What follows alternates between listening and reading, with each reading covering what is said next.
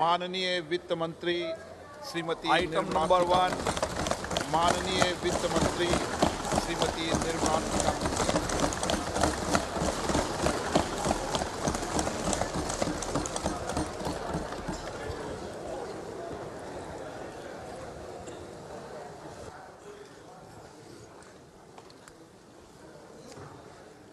Honorable Speaker, I present the budget for 2023-2024. This is the first budget in Amrit Kaal. This budget hopes to build on the foundation laid in the previous budget and the blueprint drawn for India at 100. We envision a prosperous and inclusive India in which the fruits of development will reach all sections and citizens, especially our youth, women, farmers, OBCs, scheduled castes and scheduled tribes. In the 75th year of our independence, the world has recognized the Indian economy as a bright star. Our current year's economic growth is estimated to be at 7%. It is notable that this is the highest among all the major economies. This is in spite of the massive slowdown globally caused by COVID-19 and the war. The Indian economy is therefore on the right track and despite a time of challenges, heading towards a bright future. Today, as Indians stand with their head held high and the world appreciates India's achievements and successes, we are sure that elders who had fought for India's independence will, with joy, bless us in our endeavors going forward as well. Our focus on wide-ranging reforms and sound policies implemented through Sabka Prayas, resulting in Jan Bhagidari and targeted support to those in need, helped us perform well in trying times. India's rising global profile is because of the several accomplishments. Unique world-class digital public infrastructure, example, Aadhaar, CoWIN and UPI. COVID vaccination drive in unparalleled scale and speed, proactive role in frontier areas such as achieving the climate-related goals, Mission Life and National Hydrogen Mission. During the COVID-19 pandemic, we ensured that no one goes to bed hungry with a scheme to supply free food grains to over 80 crore persons for 28 months. Continuing our commitment to ensure food and nutritional security, we are implementing from 1st January 2023 a scheme to supply free food grain to all Antyodaya and priority households for the next 1 year. Under PM Garib Kalyan Anna Yojana, the entire expenditure of about 2 lakh crore will be borne by the central government. In these times of global challenges, the G20 presidency gives us a unique opportunity to strengthen India's role in the world economic order. With the theme of Vasudhaiva Kutumbakam, we are steering an ambitious people-centric agenda to address global challenges and to facilitate sustainable economic development. The government's efforts since 2014 have ensured for all citizens a better quality of life and life of dignity. The per capita income has more than doubled to 1.97 lakh rupees. In these 9 years, the Indian economy has increased in size from being 10th to 5th largest in the world. We have significantly improved our position as well as a well-governed and innovative country with a conducive environment for business as reflected in several global indices. We have made a significant progress in many sustainable development goals. The economy has become a lot more formalized as reflected in the EPFO membership, more than doubling to 27 crore and rupees 7,400 crore digital payments of 126 lakh crore rupees through UPI in 2022. The efficient implementation of many schemes with universalization of targeted benefits has resulted in inclusive development. Some of the schemes are 11.7 crore household toilets under Swachh Bharat mission, which is achieved, 9.6 crore LPG connections under Ujjwala, 220 crore COVID vaccination of 102 crore persons, 47.8 crore PM Jan Dhan bank accounts, insurance cover for 44.6 crore persons under PM Suraksha Bima and PM Jeevan Jyoti Yojana, and cash transfer of 2.2 lakh crores of rupees to 11.4 crore to over 11.4 crore farmers under PM Kisan Samman Nidhi. Our vision for the Amrit Kaal includes technology-driven and knowledge-based economy with strong public finances and a robust financial sector. To achieve this, Jan Bhagidari through Sabka Saath Sabka Prayas is essential. The economic agenda for achieving this vision focuses on three things. First, facilitating ample opportunities for citizens, especially the youth, to fulfill their aspirations. Second, providing strong impetus to growth and job creation. And third, strengthening macroeconomic stability. To service these focus areas in our journey to India at 100, we believe that the following 4 opportunities can be transformative during Amrit Kaal. Economic empowerment of women. Deen Dayal Antyodaya Yojana National Rural Livelihood Mission has achieved remarkable success by mobilizing rural women into 81 lakh self-help groups.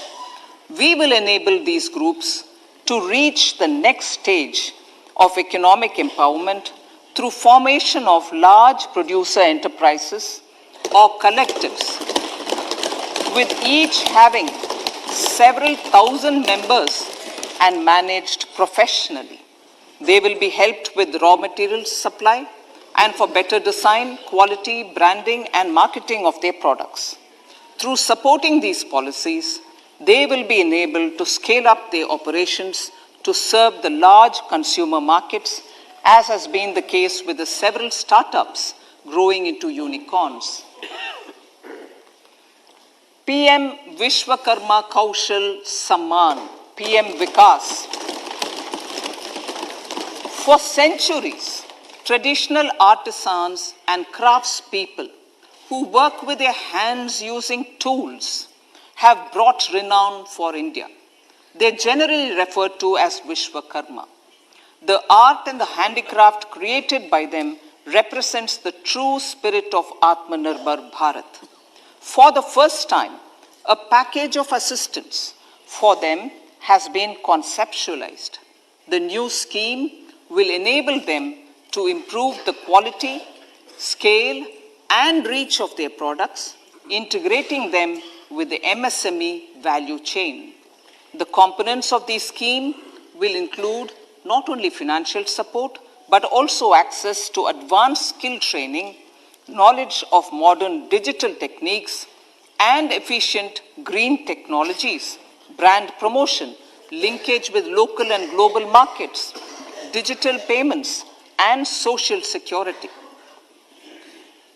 This will greatly benefit the scheduled castes, scheduled tribes, OBCs, women, and people belonging to the weaker sections. Tourism. The country offers immense attraction for domestic as well as foreign tourists. There is a large potential to be tapped in tourism. The sector holds huge opportunities for jobs and entrepreneurship for youth in particular. Promotion of tourism will be taken up on mission mode with active participation of states, convergence of government programs, and public-private partnerships. Green growth. We are implementing many programs for green fuel, green energy, green farming, green mobility, green buildings, and green equipment, and policies for efficient use of energy across various economic sectors. These green growth efforts help in reducing carbon intensity of the economy and provides for large-scale green job opportunities.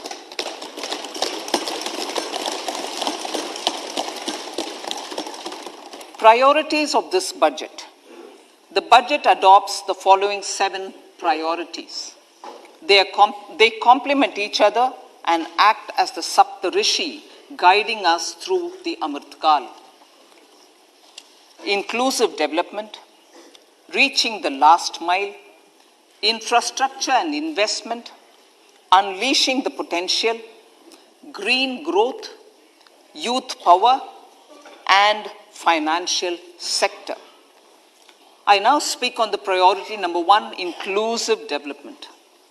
The government's philosophy of Sabka Saath, Sabka Vikas has facilitated inclusive development covering in specific farmers, women, youth, OBCs, scheduled castes, scheduled tribes, Divyangjan, and economically weaker sections, and overall priority for the underprivileged, Vanchiton ko Variyata. There has also been a sustained focus on Jammu Kashmir, Ladakh, and the Northeast. This budget builds on those efforts. Digital public infrastructure for agriculture. Digital public infrastructure for agriculture will be built as an open source, open standard, and interoperable public good. This will enable inclusive farmer-centric solutions through relevant information services for crop planning and health, improved access to farm inputs, credit and insurance, help for crop estimation, market intelligence, and support for growth of agri-tech industry and startups.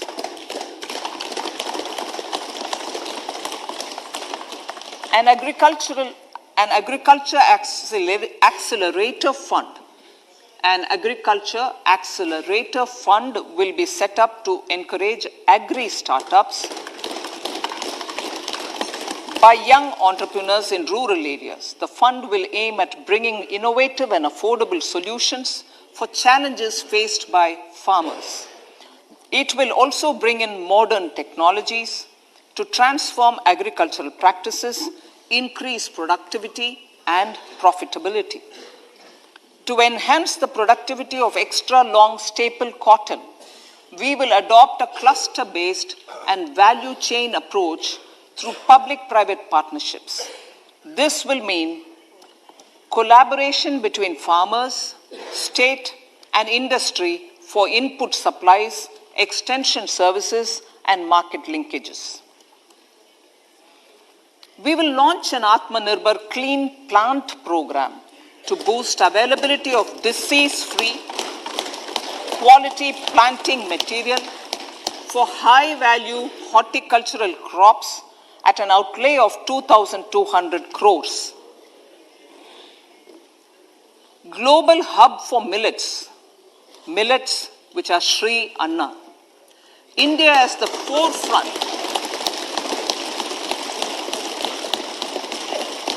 India's at the forefront of popularizing millets, whose consumption furthers nutrition, food security, and welfare of farmers, said the Honorable Prime Minister. We are the largest producer and second largest exporter of Sri Anna in the world. We grow several types of Sri Anna, such as Sri Anna Jowar, Sri Anna Ragi, Sri Anna Bajra, Sri Anna Kutu, Ramdana, Kangni, Kutni, Kutki, Kodo, China, and Sama. These have a number of health benefits and have been an integral part of our food for centuries. I acknowledge with pride the huge service done by small farmers in contributing to the health of fellow citizens by growing these Sri Anna. Now, to make India a global hub for Sri Anna, the Indian Institute of Millet Research, ideally Indian Institute of the Sri Anna Research, Hyderabad, will be supported as the center of excellence for sharing best practices, research, and technologies at the international level. The agricultural credit target will be increased to 20 lakh crores with focus on animal husbandry, dairy, and fisheries. We will launch a new sub-scheme of PM Matsya Sampada Yojana, which is an existing scheme, but we'll launch a new sub-scheme to further enable activities of fisheries for farm Samriddhi. Computerization of 63,000 primary agricultural credit societies with an investment of 2,560 crores, 2,516 crores. In consultation with all the stakeholders and the states, model bylaws for PACS were formulated, enabling them to become multi-purpose PACS. A national cooperative database is being prepared for countrywide mapping of cooperative societies. With this backdrop, we will implement a plan to set up massive decentralized storage capacity.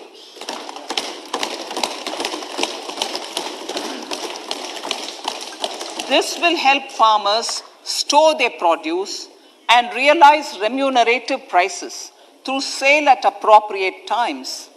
The government will also facilitate setting up of a large number of multi-purpose cooperative societies, primary fisheries societies, and dairy cooperative societies in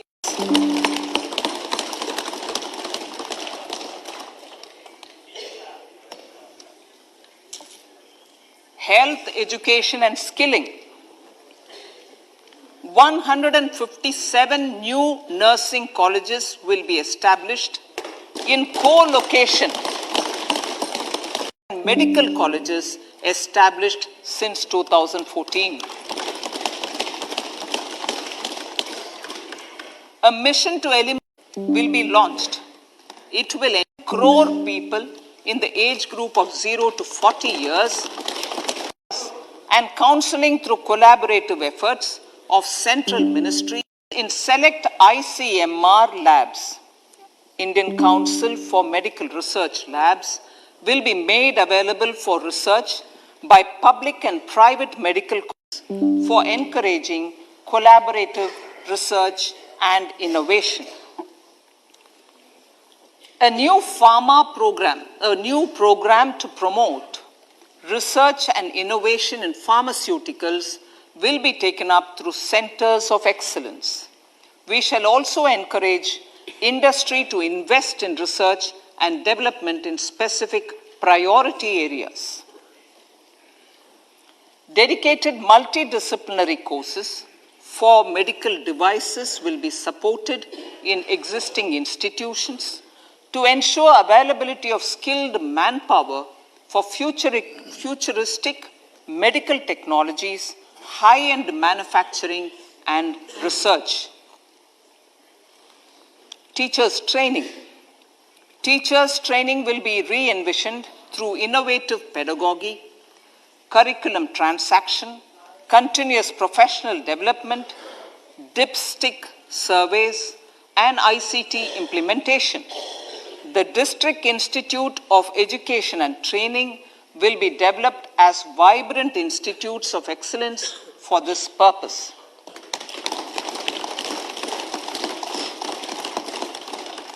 National Digital Library for Children and Adolescents. A National Digital Library for Children and Adolescents will be set up for facilitating availability of quality books across geographies, languages, genres, and levels, and device-agnostic accessibility. States will be encouraged to set up physical libraries for them at panchayat and ward levels and provide infrastructure for accessing the National Digital Library resources. Additionally, to build a culture of reading and to make up for pandemic time learning loss, the National Book Trust, the Children's Book Trust, and other sources will be encouraged to provide and replenish non-curricular titles in regional languages and in English to these physical libraries. Collaboration with NGOs that work in literacy will also be a part of this initiative to inculcate financial literacy. Financial sector regulators and organizations will be encouraged to provide age-appropriate reading material to these libraries. I move to priority 2, reaching the last mile. Prime Minister Vajpayee's government had formed the Ministry of Tribal Affairs and the Department of Development of Northeast Region to provide a sharper focus to the objective of reaching the last mile. Our government has formed the Ministries of Ayush, Fisheries, Animal Husbandry and Dairying, Skill Development, Jal Shakti and Cooperation. Building on the success of the Aspirational Districts program, the government has recently launched the Aspirational Blocks program, covering 500 blocks for saturation of essential government services across multiple domains such as health, nutrition, education, agriculture, water resources, financial inclusion, skill development, and basic infrastructure. Manya Speaker, Sir, Pradhan Mantri PBTG, which is Primitive Vulnerable Tribal Groups Development Mission, is being launched. To improve socio-economic conditions of the particularly vulnerable tribal groups, the PBTGs as we refer them to, Pradhan Mantri PBTG Development Mission will be launched. This will saturate PBTG families and habitations with basic facilities such as safe housing, clean drinking water and sanitation, improved access to education, health, nutrition, road and telecom connectivity, and sustainable livelihood opportunities. An amount of 15,000 crores will be made available to implement the mission in the next 3 years under the Development Action Plan for the Scheduled Tribes. Ekalavya Model Residential Schools. In the next 3 years, Center will recruit 38,800 teachers and support staff for the 740 Ekalavya model residential schools, which is serving 3.5 lakh tribal students.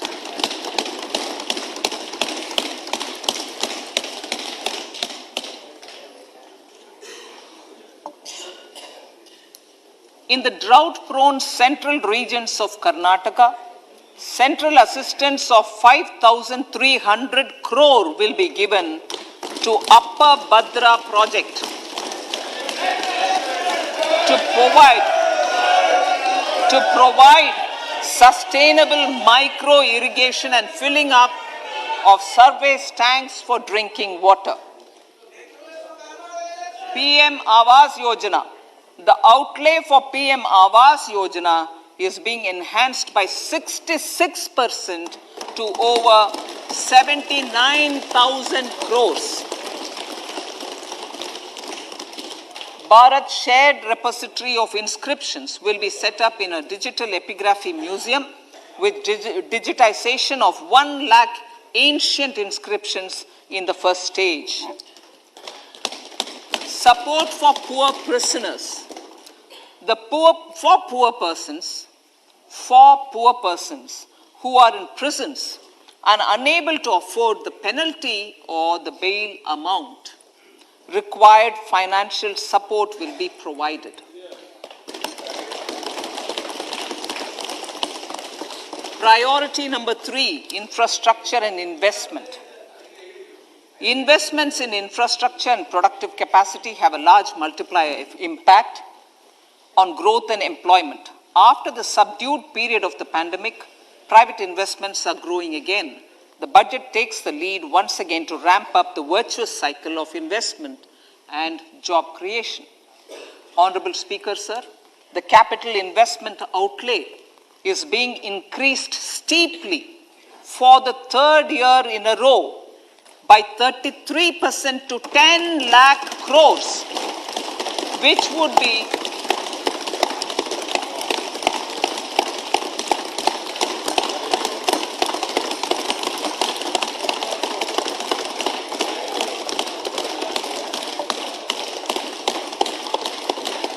which would be 3.3% of GDP. This will almost be 3 times the outlay made in 2019-20.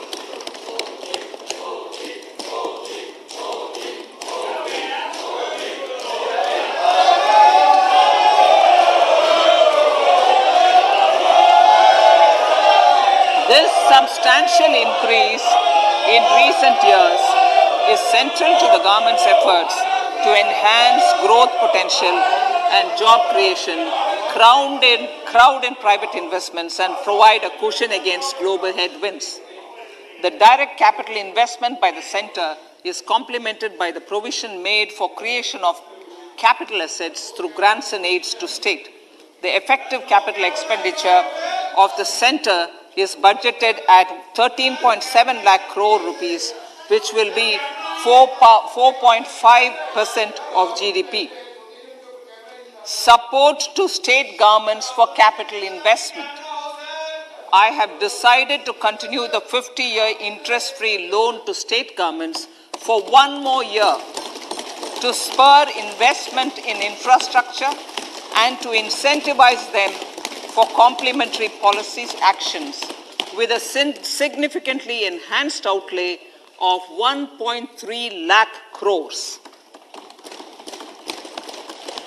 The newly established Infrastructure Finance Secretariat will assist all stakeholders for more private investment in infrastructure, including railways, roads, urban infrastructure, and power, which are predominantly depend on public resources. The harmonized master list of infrastructure will be reviewed by an expert committee for recommending the classification and financing framework suitable for Amrit Kaal. A capital outlay, I'm talking about railways now, sir, Honorable Speaker. Railways. A capital outlay of 2.40 lakh crores has been provided for the railways. This is the highest ever outlay this highest ever outlay is about 9 times the outlay made in 2013-14. 100 critical transport infrastructure projects for last and first mile connectivity for ports, coal, steel, fertilizer and food grain sectors have been identified. They will be taken up on priority with investment of 75,000 crores, including 15,000 crore from private sources. 50 additional airports, heliports, water aerodromes, and advanced landing grounds will be revived for improving regional air connectivity.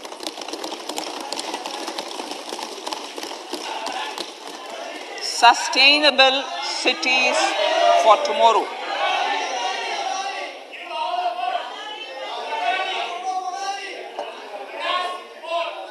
States and cities will be encouraged to undertake urban planning reforms and actions to transform our cities into sustainable cities of tomorrow. This means efficient use of land resources, adequate resources for urban infrastructure, transit-oriented development, enhanced availability and affordability of urban land and opportunities for all. Through property tax governance reforms and ring-fencing user charges on urban infrastructure, cities will be incentivized to improve their creditworthiness for municipal bonds. Like the RIDF, an urban infrastructure development fund will be established through use of priority sector lending shortfall. This will be managed by the National Housing Bank and will be used by public agencies to create urban infrastructure in Tier 2 and Tier 3 cities. States will be encouraged to leverage resources from the grants of the 15th Finance Commission as well as existing schemes to adopt appropriate user charges while accessing the UIDF. We expect to make available 10,000 crore rupees per annum for this purpose. All cities and towns will be enabled for 100% mechanical desludging of septic tanks and sewers to transition from manhole to machine hole mode.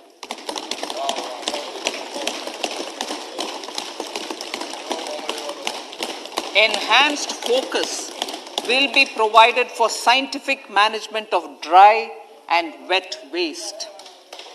Honorable Speaker, sir, our Prime Minister had said, good governance is the key to a nation's progress. Our government is committed to providing a transparent and accountable administration which works for the betterment and welfare of common citizens. Mission Karma Yogi. Under Mission Karma Yogi, Centre, states and the Union territories are making and implementing capacity building plans for civil servants. The government has also launched an integrated online training platform, I Got Karma Yogi, to provide continuous learning opportunities for lakhs of government employees to upgrade their skills and facilitate people-centric approach.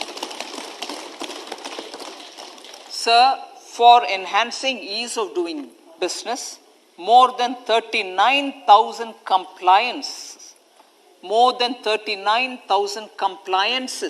have been reduced and more than 3,400 legal provisions have been decriminalized.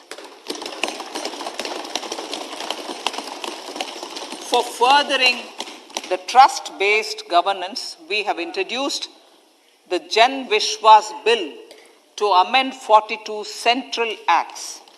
This budget proposes a series of measures to unleash the potential of our economy.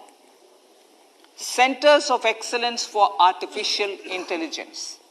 For realizing the vision of Make AI in India and Make AI Work for India, 3 centers of excellence for artificial intelligence will be set up in top educational institutions.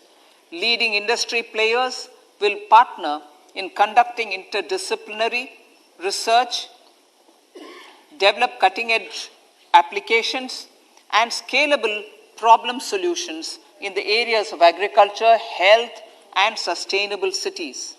This will galvanize an effective AI ecosystem and nurture quality human resources in the field. National Data Governance Policy to unleash innovation and research by startups and academia. A national data governance policy will be brought out. This will enable access to anonymized data. The KYC process will be simplified, adopting a risk-based instead of one-size-fits-all approach. The financial sector regulators will also be encouraged to have a KYC system fully amenable to meet the needs of digital India. One-stop solution for identity and address updating. A one-stop solution for reconciliation and updating of identity and address of individuals maintained by various government agencies, regulators, and regulated entities will be established using DigiLocker service and Aadhaar as foundational identity. Speaker, sir, common business identifier. For the business establishments required to have a permanent account number, the PAN will be used as the common identifier for all digital systems of specified government agencies. This will bring ease of doing business, and it will be facilitated through a legal mandate. For obviating the need for separate submission of same information to different government agencies, a system of unified filing process will be set up. Such filing of information or return in simplified forms on a common portal will be shared with other agencies as per the filer's choice. Vivad se Vishwas 1. Relief for MSMEs. In cases of failure by MSMEs to execute contracts during the COVID period, 95% of the forfeited amount relating to the bid or performance security will be returned to them by government and government undertakings. This will provide relief to the MSMEs. Vivad se Vishwas 2. Settling contractual disputes. To settle contractual disputes of government and government undertakings, wherein arbitral award is under challenge in a court, a voluntary settlement scheme with standardized terms will be introduced. This will be done by offering graded settlement terms depending on pendency level of the dispute. The state support mission of Niti Aayog will be continued for 3 years for our collective efforts towards national priorities. Result-based financing. To better allocate scarce resources for competing development needs, the financing of select schemes will be changed on a pilot basis from input-based to result-based. E-courts. For efficient administration of justice, Phase 3 of the e-courts project will be launched with an outlay of 7,000 crores. Fintech services in India have been facilitated by our digital public infrastructure, including Aadhaar, PM Jan Dhan Yojana, video KYC, India Stack, and UPI. To enable more fintech innovative services, the scope of documents available in DigiLocker for individuals will be expanded. An entity DigiLocker will be set up for the use by MSMEs, large businesses, and also charitable trusts. This will be towards storing and sharing documents online securely whenever needed with various authorities, regulators, banks, and other business entities. 5G services. 100 labs for developing applications using 5G services will be set up in engineering institutions.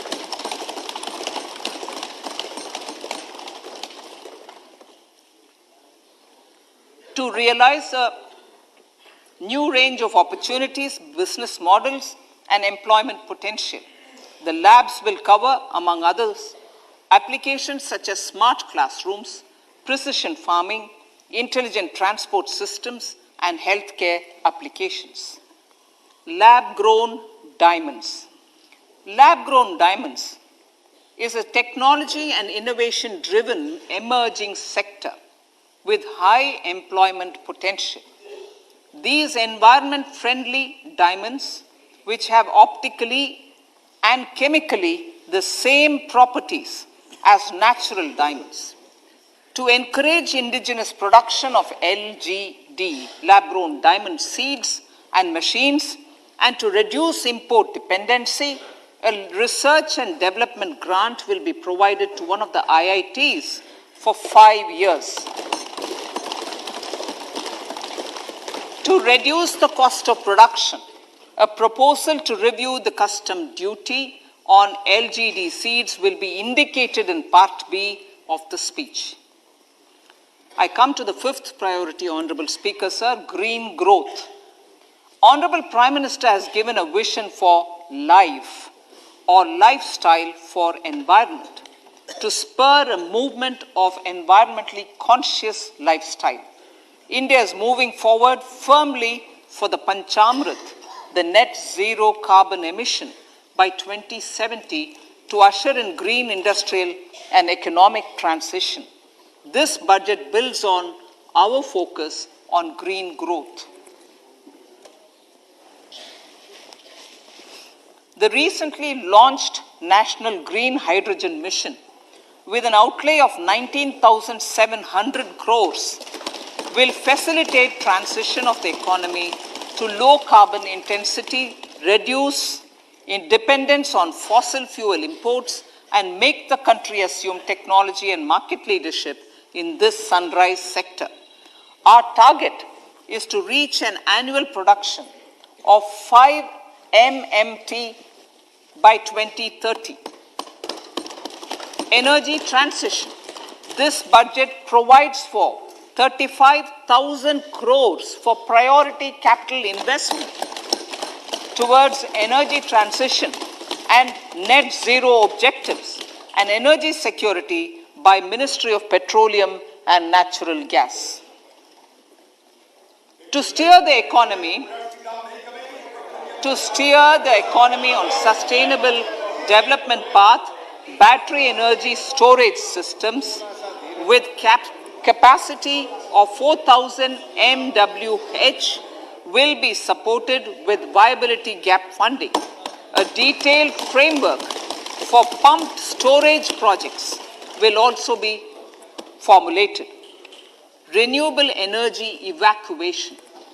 The interstate transmission system for evacuation and grid integration of 13 gigawatt renewable energy from Ladakh will be constructed with investment of 20,700 crores, including central support of 8,300 crores.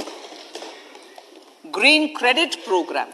For encouraging behavioral change, a green credit program will be notified under the Environment Protection Act. This will incentivize environmentally sustainable and responsive actions by companies, individuals, and local bodies, and help mobilize additional resources for such activities.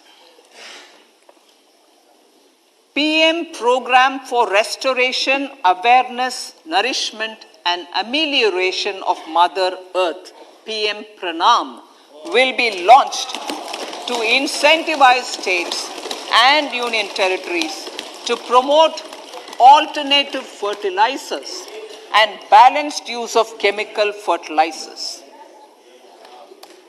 Go Bardhan Scheme, 500 new waste to wealth plants under Go Bardhan, galvanizing organic bio-agro resources done. Go Bardhan scheme will be established for promoting circular economy.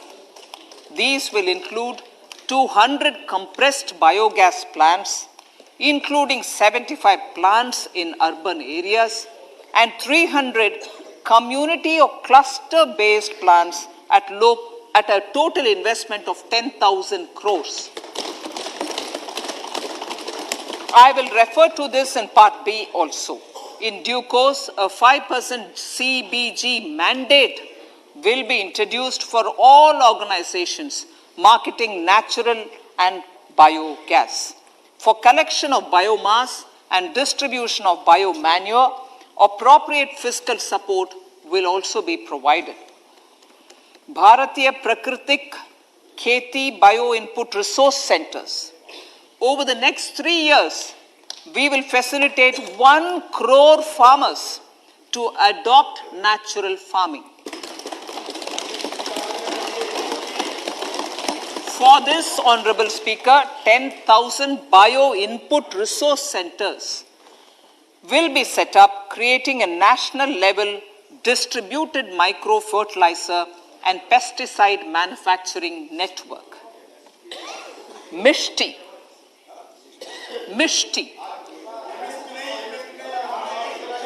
Building on India's success in afforestation, mangrove initiative for shoreline habitats and tangible incomes, Mishti, will be taken up for mangrove plantation along the coastline and on salt pan lands wherever feasible through convergence between Manrega, Campa, Fund and other sources. Amrit Dharohar. Wetlands are vital ecosystems which sustain biological diversity. In his latest Mann Ki Baat, the Prime Minister said, now, I quote, now the total number of Ramsar sites in our country has increased to 75, whereas before 2014, there were only 26, unquote. Local communities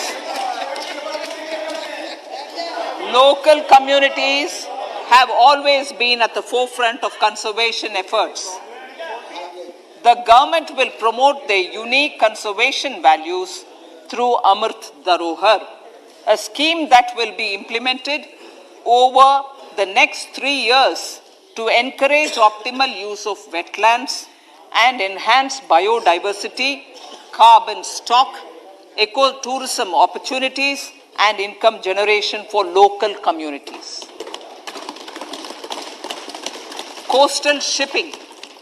Coastal shipping will be promoted as the energy efficient and lower cost mode of transport, both for passengers and freight, through PPP mode with viability gap funding. Vehicle replacement. Vehicle replacement is an important continuing policy, replacing the old political,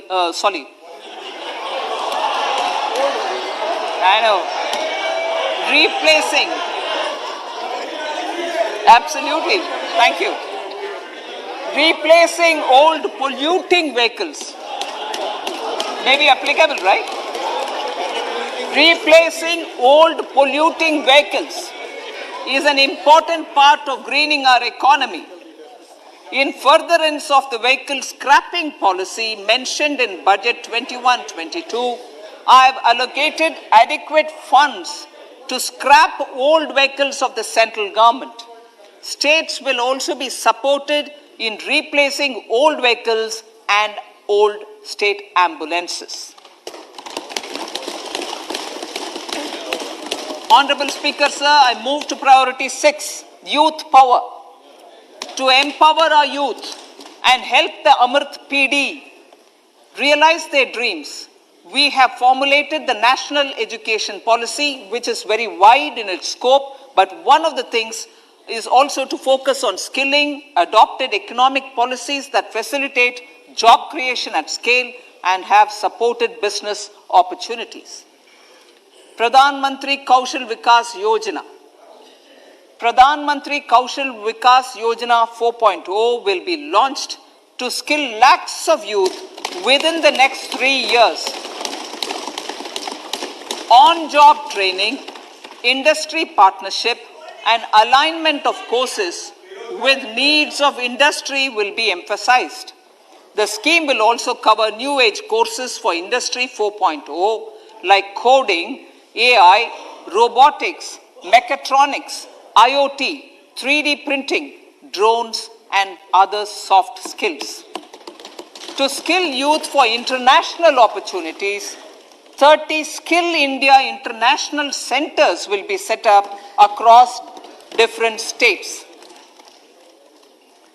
The digital ecosystem for skilling will be further expanded with the launch of a unified Skill India digital platform for enabling demand-based formal skilling, linking with employers including MSMEs, and facilitating access to entrepreneurship schemes. To provide stipend support to 47 lakh youths in 3 years, direct benefit transfer under a pan-India national apprenticeship promotion scheme will be rolled out. Tourism. Honorable Speaker, sir, with an integrated and innovative approach, at least 50 destinations will be selected through challenge mode. In addition to aspects such as physical connectivity, virtual connectivity, tourist guides, high standards for food streets, and tourist security, all the relevant aspects would be made available on an app to enhance tourist experience. Every destination would be developed as a complete package. The focus of development of tourism would be on domestic as well as foreign tourists.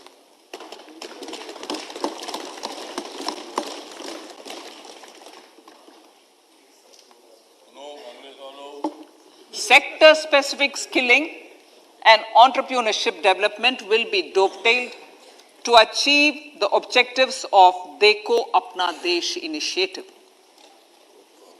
This was launched as an appeal by the Honorable Prime Minister to the middle class to prefer domestic tourism over international tourism.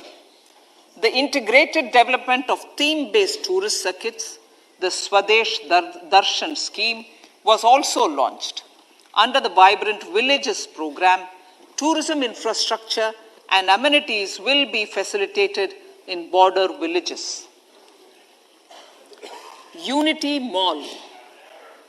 States will be encouraged to set up a Unity Mall in their state capital or most prominent tourism center or the financial capital for promotion and sale of their one district, one product and GI products and other handicraft products, and for providing space for such products of all other states as well. Sir, priority number 7, financial sector.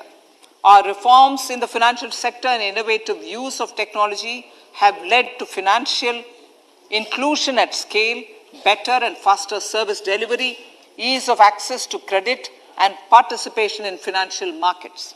This budget proposes to further these measures. Credit guarantee for MSMEs. Last year, I proposed revamping of the credit guarantee scheme for the MSMEs. I am happy to announce that the revamped scheme will take effect from 1st April 2023 through infusion of 9,000 crores in the corpus.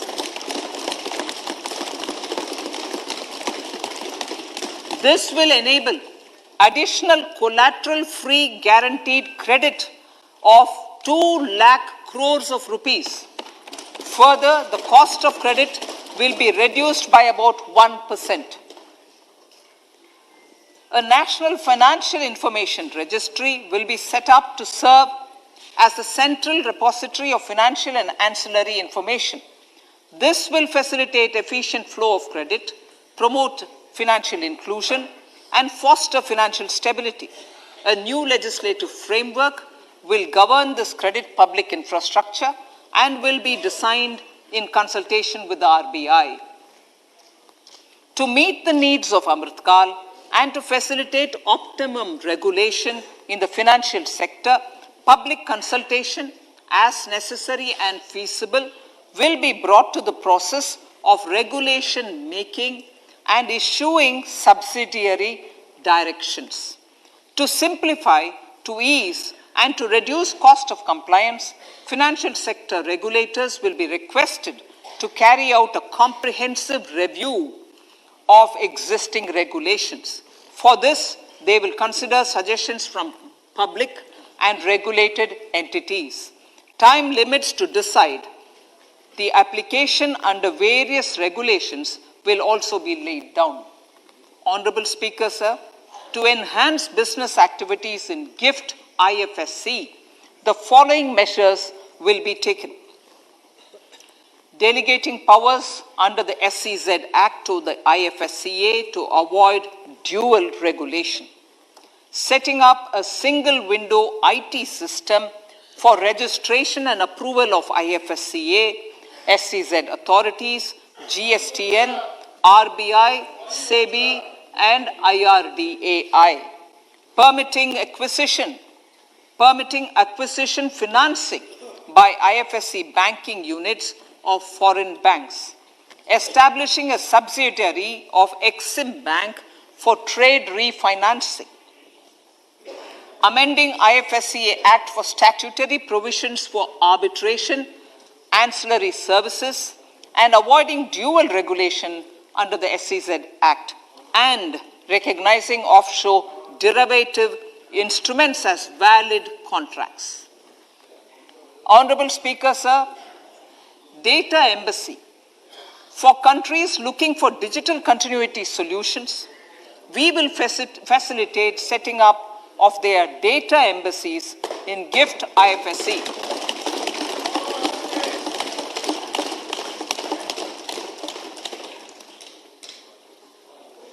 Improving governance and investor protection in banking sector.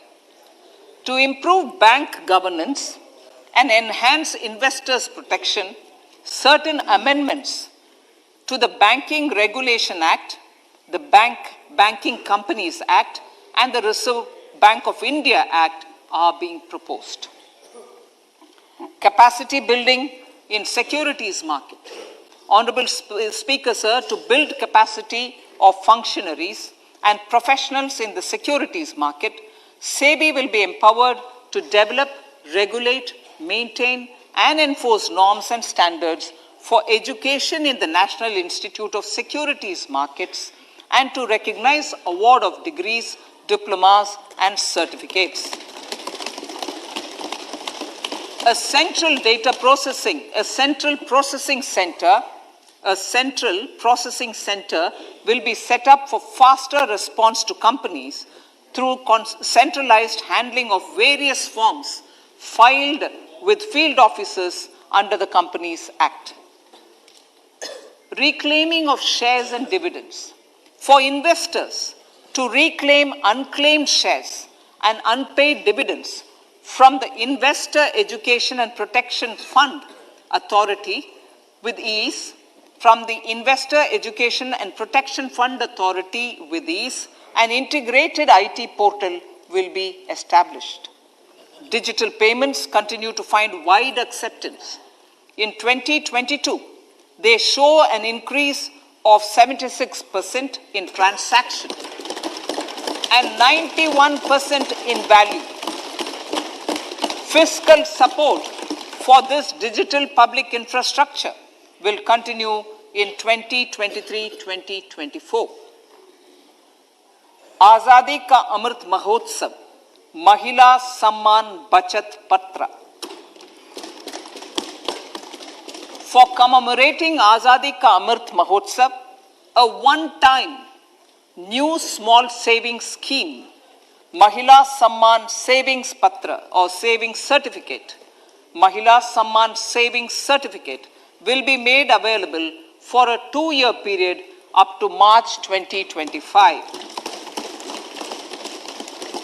This will offer deposit facility up to 2 lakh in the name of a woman or girls for a tenure of 2 years at fixed interest rate of 7.5% with partial withdrawal option.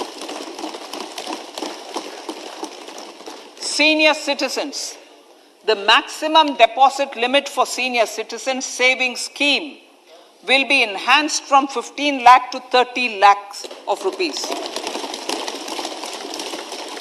The maximum deposit limit for monthly income account scheme will be enhanced from 4.5 lakh to 9 lakh for single account and from 9 lakh to 15 lakh for joint account. Honorable Speaker, sir, fiscal management. 50 years interest-free loan to states.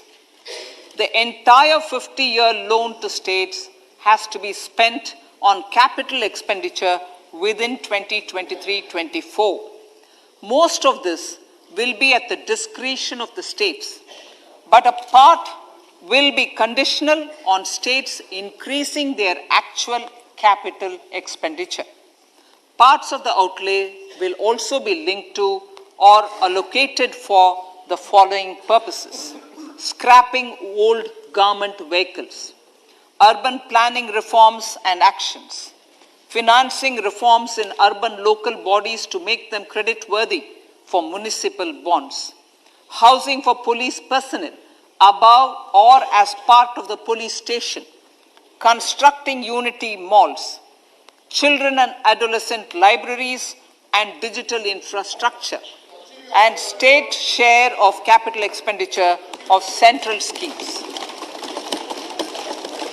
Honorable Speaker, sir, fiscal deficit of states. States will be allowed a fiscal deficit of 3.5% of GSDP, of which 0.5% will be tied to power sector reforms. Revised estimates 2022 to 2023. The revised estimate, Honorable Speaker, sir, of the total receipts other than borrowing is 24.3 lakh crores, of which the net tax receipts are 20.9 lakh crores. The revised estimate of the total expenditure is 41.9 lakh crores of rupees, of which the capital expenditure is about 7.3 lakh crores. The revised estimate of the fiscal deficit is 6.4% of GDP, adhering to the budget estimate. So budget estimates of 2023-24. Coming to 2023-24, the total receipts other than borrowings and the total expenditure are estimated at 27.2 lakh crores and 45 lakh crores respectively. The net tax receipts are estimated at 23.3 lakh crores. The fiscal deficit is estimated to be 5.9% of the GDP. In my budget speech for 21-22, I had announced that we plan to continue the path of fiscal consolidation, reaching a fiscal deficit of below 4.5% by 2025-26 with a fairly steady decline over the period. We have adhered to this path, and I reiterate my intention to bring the fiscal deficit below 4.5% of GDP by 2025-26. To finance the fiscal deficit in 2023-24, the net market borrowings from dated securities are estimated at 11.8 lakh crores. The balance financing is expected to come from small savings and other sources. The gross market borrowings are estimated at 15.43 lakh crores of rupees. Honorable Speaker, sir, I now move to Part B.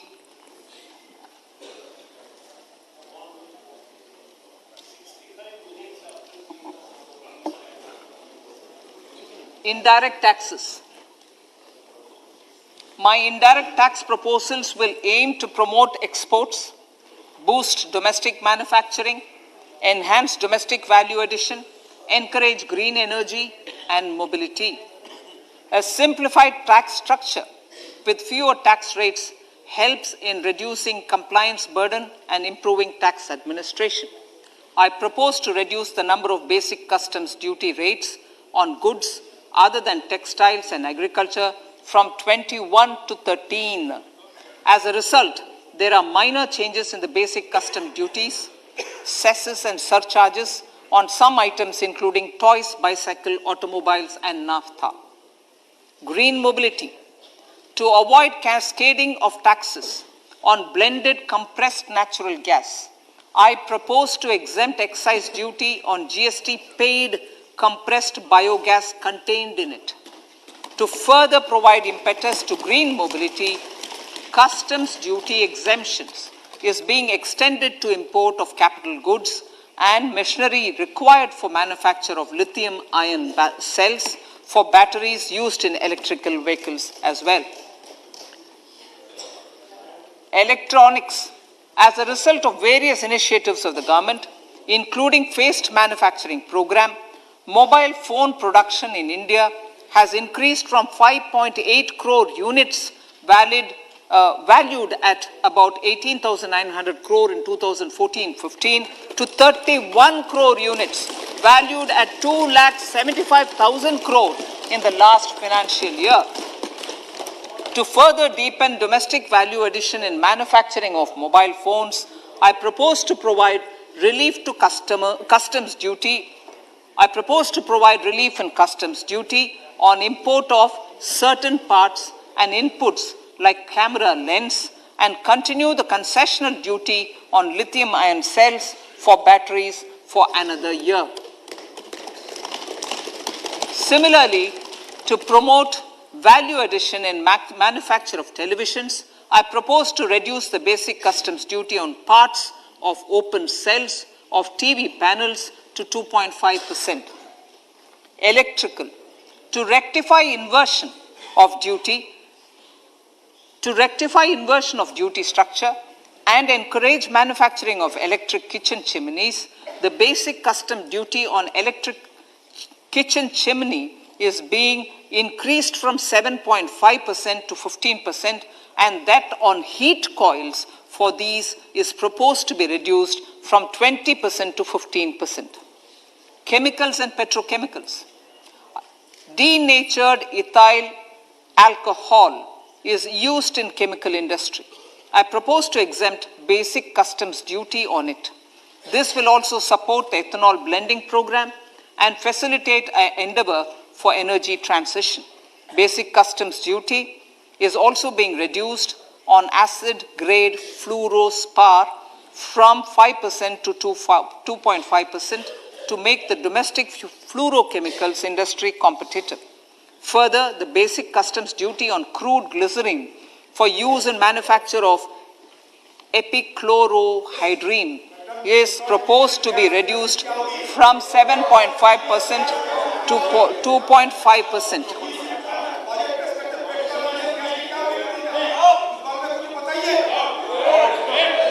Marine products. In the last financial year, marine products recorded the highest export growth, benefiting farmers in the coastal states of the country. To further enhance the export competitiveness of marine products, particularly shrimps, duty is being reduced on key inputs for domestic manufacture of shrimp feed.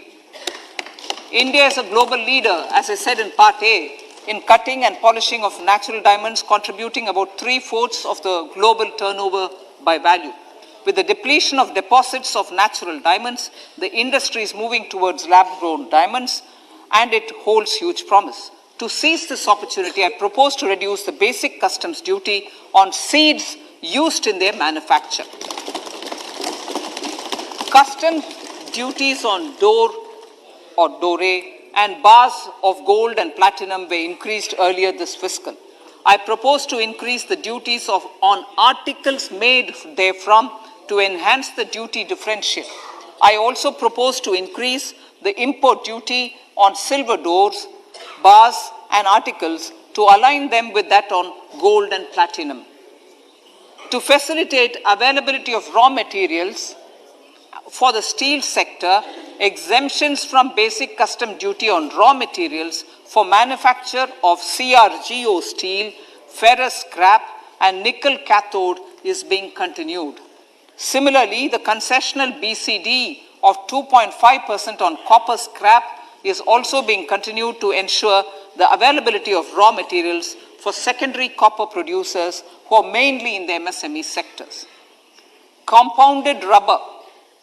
The basic custom duty rate on compounded rubber is being increased from 10% to 25% or 30 kg, whichever is lower, at par with that of natural rubber other than latex, to curb circumvention of duty. Cigarettes. National calamity contingent duty on specified cigarettes was last revised 3 years ago. This is proposed to be revised upwards by about 16%. Direct taxes. I now come to my direct tax proposals. Honorable Speaker, these proposals aim to maintain continuity and stability of taxation, further simplify and rationalize various provisions to reduce the compliance burden, promote the entrepreneurial spirit, and provide tax relief to citizens. It has been constant endeavor of the Income Tax Department to improve taxpayers' services by making compliance easy and smooth. Our taxpayers portal received a maximum of 72 lakh returns in a day, processed more than 6.5 crore returns this year. Average processing period reduced from 93 days in financial year 13-14 to 16 days only now. And 45% of the returns were processed within 24 hours. We intend to further improve this, roll out the next generation common IT return form for taxpayer convenience, and also plan to strengthen the grievance redressal mechanism. MSMEs and professionals. MSMEs are growth engines of our economy. Micro enterprises with turnover up to 2 crore of rupees and certain professionals with turnover of up to 50 lakh rupees can avail the benefit of presumptive taxation. I propose to provide enhanced limits of 3 crore and 75 lakh respectively to the taxpayers whose cash receipts are no more than 5%. Whose cash receipts are no more than 5%. Moreover, to support MSMEs in timely receipt of payments, I propose to allow deduction for expenditure incurred on payments made to them only when payment is actually made. Cooperation. Cooperation is a value to be cherished. In realizing our Prime Minister's goal for Sehkar Se Samriddhi and his resolve to connect the spirit of cooperation with the spirit of Amrit Kaal, in addition to the measures proposed in Part A, I have a slew of proposals for the cooperation sector. First, new cooperatives that commence manufacturing activities till 2024, 31st March, shall get the benefit of a lower tax rate of 15%, as is presently available to new manufacturing companies. Secondly, I propose to provide an opportunity to sugar cooperatives to claim payments made to sugarcane farmers for the period prior to the assessment year 2016-17 as expenditure. This is expected to provide them a relief of almost 10,000 crores.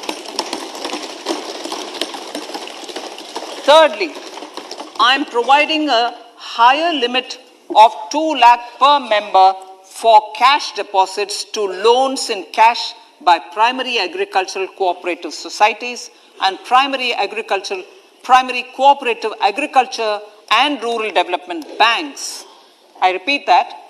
Thirdly, I am providing a higher limit of 2 lakh per member for cash deposits to and loans in cash by primary agricultural cooperative societies and primary cooperative agricultural and rural development banks. Similarly, a higher limit of 3 crore for TDS on cash withdrawal is being provided to cooperative societies. Startups.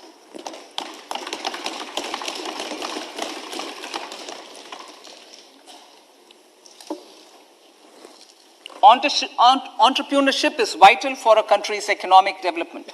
We have taken a number of measures for startups and they have borne results. India is now the third largest ecosystem for startups globally and ranks second in innovation quality among middle-income countries. I propose to extend the date of incorporation for income tax benefits to startups from 31/3/2023 to 31/3/2024. I further propose to provide the benefit of carry forward of losses on change of shareholding of startups from 7 years of incorporation to 10 years.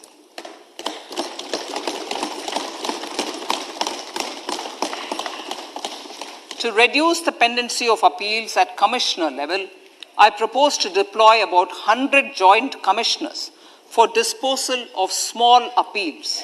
We shall also be more selective in taking up cases for scrutiny of returns already received this year.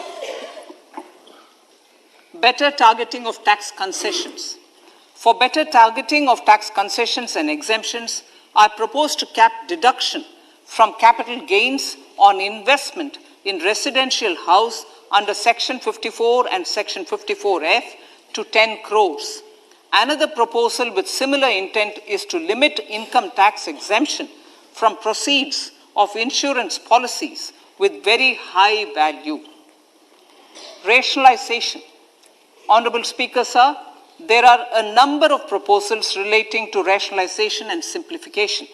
Income of authorities, boards, and commissions set up by statutes of union or state for the purpose of housing, development of cities, towns, and villages, and regulating and developing an activity or matter is proposed to be exempted from income tax. Other major measures in this direction are removing the minimum threshold of 10,000 for TDS and clarifying taxability relating to online gaming, not treating conversion of gold into electronic gold receipts and vice versa as capital gains, reducing the TDS rate from 30% to 20% on taxable portion of EPF withdrawals in non-PAN cases, and taxation on income for market-linked debentures. Other major proposals in the finance bill relate to the following: extension of period of tax benefits to funds relocating to IFSC, GIFT City till 31/3/2025, decriminalization under Section 276A of the Income Tax Act, allowing carry forward of losses on strategic disinvestment, including that of IDBI Bank, and providing EEE status to Agnivir Fund.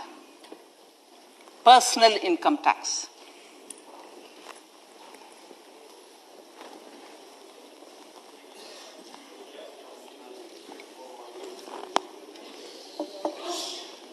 Now I come to what everyone is waiting for. Personal income tax. I have 5 major announcements to make in this regard. These primarily benefit our hard-working middle class. The first one concerns rebate. Currently, those with income up to 5 lakh do not pay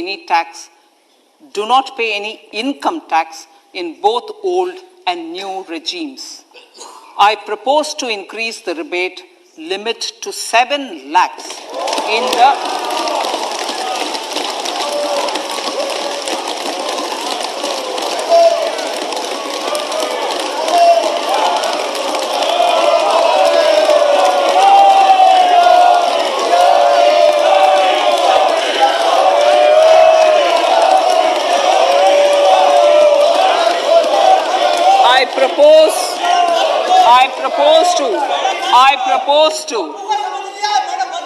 I propose to increase the rebate limit to 7 lakh in the new tax regime. Thus, persons in the new tax regime with income up to 7 lakhs will not have to pay any tax at all. The second proposal relates to middle-class individuals. I had introduced in the year 2020 the new personal income tax regime with 6 income slabs starting from 2.5 lakh. I propose to change the tax structure in this regime by reducing the number of slabs to 5 and increasing the tax exemption limit to 3 lakhs. The new tax rates are 0 to 3 lakh, nil. 3 to 6 lakhs, 5%. 6 to 9 lakhs, 10%. 9 to 12 lakh, 15%. 12 to 15 lakhs, 20%. And above 15 lakhs, 30%. This will provide major relief to all taxpayers in the new regime. An individual with an annual income of 9 lakhs will be required to pay only 45,000 rupees. This is only 5% of his or her income. It is a reduction of 25% on what he or she is required to pay now. That is 60,000. So in the place of 60,000, it is now only 45,000. Similarly, an individual with an income of 15 lakh rupees would be required to pay only 1.5 lakh or 10% of his income or her income, a reduction of 20% from the existing liability of 1,87,500 rupees. My third proposal is for the salaried class and the pensioners, including family pensioners, for whom I propose to extend the benefit of standard deduction to the new tax regime. Each salaried person with an income of 15.5 lakh rupees or more will thus stand to benefit by 52,500 rupees. My fourth announcement in personal income tax is regarding the highest tax rate, which in our country is 42.74%. This is among the highest in the world. I propose to reduce the highest surcharge rate from 37% to 25% in the new tax regime.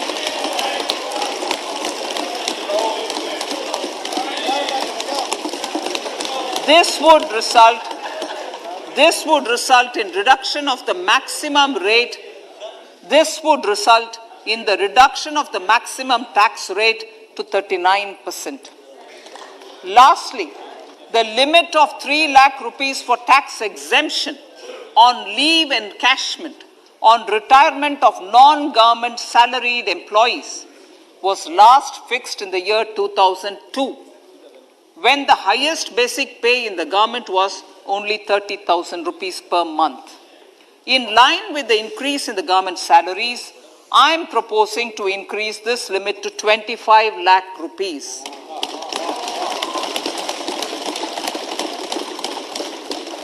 We are also making the new income tax regime as the default tax regime. However, citizens will continue to have the option to avail the benefit of the old tax regime.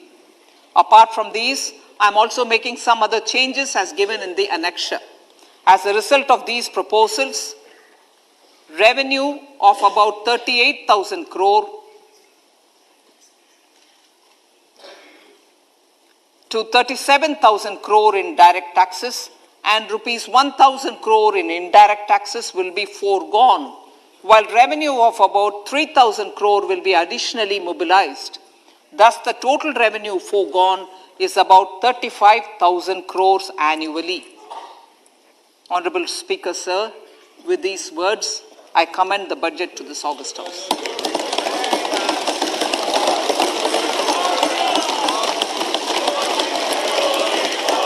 One hour, 25 minutes. Item number 1 माननीय item number 2 Shrimati Nirmala Sitharaman ji. Sir, with your permission, I lay on the table of the following statements. Under Section 3(1) of the Fiscal Responsibility Budget Management Act 2003, 1. Medium-term fiscal policy cum fiscal policy strategy statement and macroeconomic framework statement. माननीय सदस्यगण, जैसा कि आपको समाचार भाग 2 के माध्यम से पहले ही सूचित किया जा चुका है कि माननीय वित्त मंत्री जी के बजट भाषण की प्रतियां हार्ड कॉपी के रूप में उपलब्ध कराई गई है. आप बजट भाषण की अपनी अपनी प्रति प्रकाशन फलक से ले लें. आपको ये भी सूचित किया जाता है कि माननीय मंत्री द्वारा बजट प्रस्तुत किए जाने के पश्चात उसकी प्रतियां आपको मेंबर्स पोर्टल के माध्यम से उपलब्ध करा दी जाएगी. आइटम नंबर 3 माननीय मंत्री जी, वित्त मंत्री जी. Sir, with your permission, I rise to move for leave to introduce the Finance Bill 2023. प्रश्न ये है कि विधेयक को पुनर्स्थापित करने की अनुमति प्रदान की जाए. जो सदस्य इसके पक्ष में हाँ कहें, जो सदस्य विरोध में ना कहें. मेरे विचार में निर्णय हाँ वालों के पक्ष में माननीय मंत्री जी विधेयक को पुनर्स्थापित करें. Sir, I introduce the bill. सभा